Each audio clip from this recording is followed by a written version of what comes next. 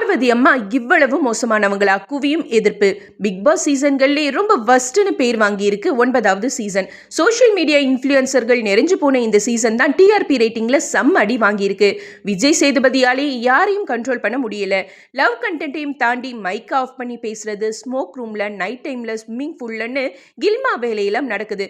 முதல் முறையா குழந்தைகளை இந்த ஷோவை பார்க்க வேண்டாம்னு பேரண்ட்ஸே சொல்லிட்டாங்க. இந்த மொத்த கிரெடிட்டும் பார்வதிக்கு தான் போகும் அப்படிங்கிறது நிதர்சனமான உண்மை. இந்த நிலையில 24 ஹவர்ஸ் ஸ்டேன்னு உள்ள வந்த பார்வதியோட அம்மாவும் அவங்க பங்குக்கு 7.5 இழுத்து விட்டுருக்காங்க.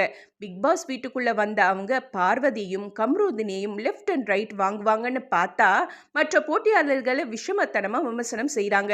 அந்த வகையில திவ்யாவை ஊர்கிழவின்னு விமர்சனம் செய்திருக்காங்க. அதோட அரோரா நல்ல பாம்பு கிடையாது, விஷப்பாம்புன்னு, அதுவும் அவ ஃப்ரெண்டு ஒரு பெரிய லார்டு லபக்குதாஸ்ன்னு பார்வதி சொன்னபோது அவங்க அம்மா கொடுத்த ரியாக்ஷன் ஹைலைட்டா பார்க்கப்படுது.